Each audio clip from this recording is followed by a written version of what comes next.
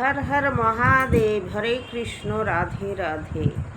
ओम नमः शिवाय शांताय कारणत्रय हे तवे निवेदयामि चत्मानं तं गति परमेश्वर सर्वमंगल मंगल्ये शिवे सर्वार्थ साधिके शरण्य त्र्यंबके गौरी नारायणी नमोस्तुते। जय श्री विष्णु नारायण। तो শ্রাবণ মাসে সবাই কেন শিবের মাথায় জল ঢালে? শ্রাবণ মাস হলো পরম পূর্ণ মাস। শ্রাবণ মাসে চারিদিক সবুজ হয়ে যায়।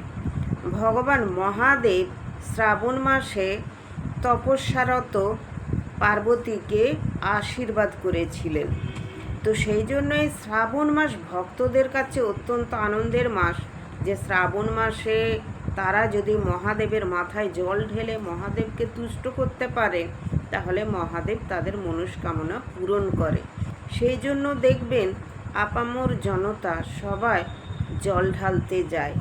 তারকেশ্বর, দেওঘর, কেদারনাথ, বদ্রীনাথ, যেখানে বড় বড় শিবের মন্দির আছে সবাই সেখানে যায় ছুটে ছুটে।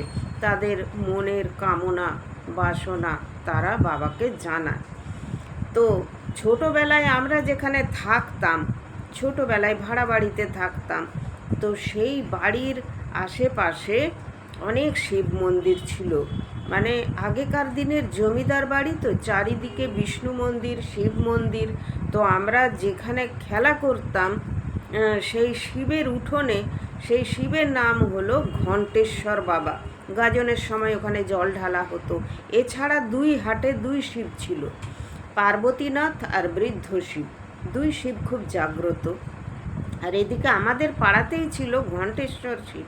তো আমরা ছোটোবেলায় ওই ঘণ্টেশ্বর শিব ঠাকুরের উঠোনে খেলাধুলো করতাম, বাচ্চা মেয়েরা, ছেলেরা। ওখানে আবার পাড়ার মা কাকিমারা ধান টান সিদ্ধ মিলে দিত, আমরা দেখতাম। কখনো ওই ধানের ওপর উঠে খেলাও করতাম, বকাঝকা খেতাম। তো একবার কি হয়েছে, ওই মাঝে মাঝে আমরা ওই দেখতাম ঠাকুরমশাই আসছে, মন্দিরে ঢুকে মন্দিরে পুজো করছে। আমরা ওখানে থাকলে দেখতাম, ঠাকুরকে দর্শন করতাম। বাচ্চা তো দাঁড়িয়ে দাঁড়িয়ে ঠাকুরকে দেখতাম। এইভাবে আমাদের দিন কেটে যেত। তো একদিন কি হয়েছে, খুব একটা দারুণ মেমোরেবল ঘটনা, যে আমি মানে আমৃত্যু আমার মনে থাকবে, কোনোদিন আমি ভুলবো না এই ঘটনাটা, যেটা আমার সাথে ঘটেছিল। মানে একটা শিশুর প্রতি ভগবানের কত দয়া, কত মায়া, এবং শিশু যদি ভগবানকে ডাকে ভগবান তার ডাকে অবশ্যই সাড়া দেয়। এটা তো আমি বইয়ে পড়েছি, কিন্তু আমার নিজের জীবনে এটা ঘটেছে। এটা ভাবলে আমার অত্যন্ত ভালো লাগে। তো আমার বাবা নিজে একজন হোমিওপ্যাথি ডাক্তার ছিলেন, এছাড়াও বাবা জ্যোতিষী করতেন। তো বাবা খুব স্মোক করতেন, চাও খেতেন খুব। তো বাবার একবার স্ট্রোক হয়ে গেছিল। তো আমি তখন ছোট, বছর 10 হবে। তারপরে বাবার একজন ডাক্তার জেঠু বন্ধু ছিলেন, উনি এলোপ্যাথি ডক্টর, অবশ্যই MBBS বড় ডাক্তার। তো ওনাকে ডেকে নিয়ে এলাম। উনি দেখলেন, দেখে বললেন, উনিও বাবাকে ডাক্তার বলতেন, বাবাও ওনাকে ডাক্তার বলতেন। দুজনে যেহেতু বন্ধু, ওনার কিছু অসুখ হলে কিন্তু বাবার কাছে হোমিওপ্যাথি ওষুধ খেতেন, আর বাবার কিছু হলে ওনার থেকে এলোপ্যাথি ওষুধ খেতেন। এইরকম একটা সম্পর্ক ছিল। তো যখন এরকম হয়েছে তখন তো আমরা সব মুখ কাঁচু মাচু করে দাঁড়িয়ে আছি। বাবার কি হয়ে গেছে, মানে বাবার কিছু হয়ে গেলে আমাদের কি হবে? আমাদের তো সেরকম কেউ নেই বাবা মা ছাড়া, তাহলে আমরা তো অনাথ হয়ে যাব, আমাদের কি হবে? আমরা কাঁদছি ভাই বোনেরা।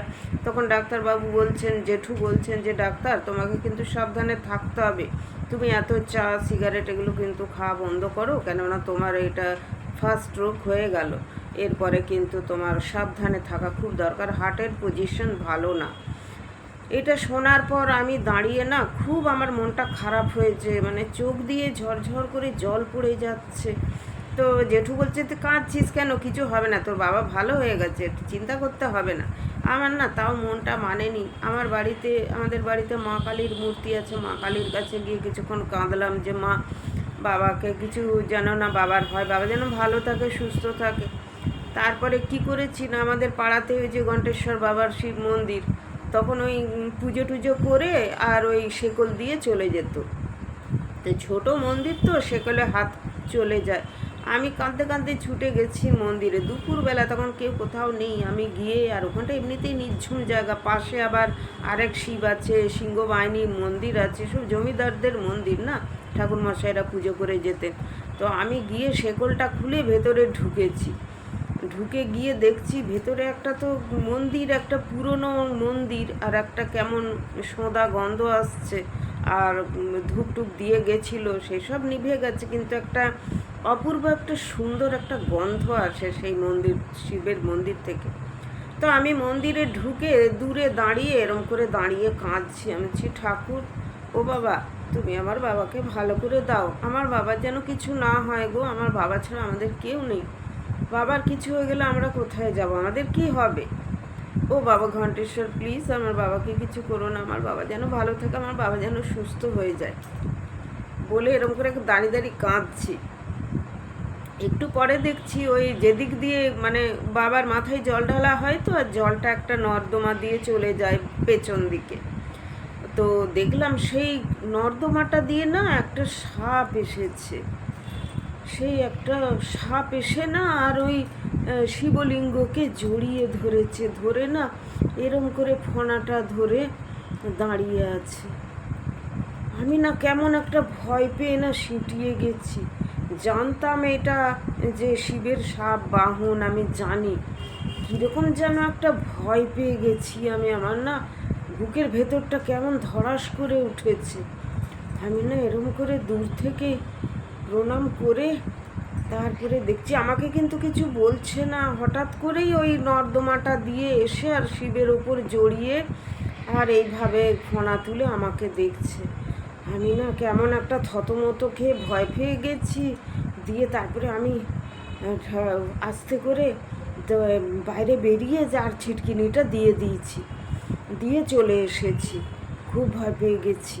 এরকম কোনো দিন ঘটনা যে ঘটতে পারে আমার কোনো দিন ধারণা ছিল না, যত ছোট তো তারপরে দেখলাম বাবা সুস্থ হয়ে গেল। পরে ডাক্তার বললেন যে তোমার যা হার্টের অবস্থা, তুমি বহুদিন বাঁচবে, বহুদিন ভালো থাকবে। তো সত্যি করে তারপর বাবা যতদিন বেঁচে ছিলেন, বাবার ইত্যান্তে অনেক রকম শরীরে প্রবলেম ছিল, ঠিক আছে, বাবা খুব হাসতেন, কথা বলতেন, দারুণ গান করতেন, খুব বড় লেখক ছিলেন, কিন্তু বাবার হার্ট খুব ভালো ছিল, কখনো হার্টের আর কোনো দিন কোনো প্রবলেম হয়নি। তো সেই যে আমি কাতর প্রার্থনা করেছিলাম মহাদেবের কাছে, তো ওই যে বাচ্চা একটা শিশু মেয়ে এসে কাঁদছে তার কাছে, তো তিনি সেটা মানে কষ্টটা দেখে সহ্য করতে পারলেন না, তিনি মানে দর্শন দিয়ে গেলেন। মানে এটা আমার জীবনে যে কত বড় একটা পাওনা, তো সেটা আমি বহু বছর ভুলেও গেছিলাম, আমার মনেও ছিল না। হঠাৎ করে বছর কয়েক আগে আমার মনে পড়ে গেল কোনো একটা পুজোতে।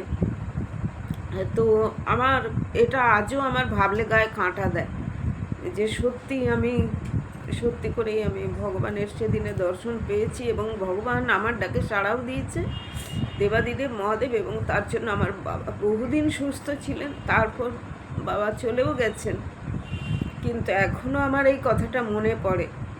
আর যখন যা হয় কিন্তু আমি বাবাকে ডাকি, আমি এখান থেকেই ডাকি, আমার যাওয়া হয় না ওখানে, কোনো দিন গেলে নিশ্চয়ই বাবাকে দর্শন করে আসবো। তো আমি এখান থেকেই আমি আমার শিবের কাছেই নাম করে করে পুজো দিই, বাবা ঘণ্টেশ্বর, পার্বতীনাথ, বুড়ো শিব, সবার নাম করেই পুজো দিই। কিন্তু এই ঘটনা আমার জীবনে স্মরণীয় হয়ে রয়ে গেল, আমি কোনো দিন এই ঘটনা ভুলতেও পারবো না। আর এটাই আমার প্রমাণ যে ঠাকুর, দেবতা, ঈশ্বর শিশুদের ডাকে সাড়া না দিয়ে থাকতে পারেন না। তাই শিশুদের মন অত্যন্ত কোমল, এবং তাদের মনে কোনো পাপ থাকে না। সবাই খুব ভালো থাকবেন। হর হর মহাদেব। রাধে রাধে।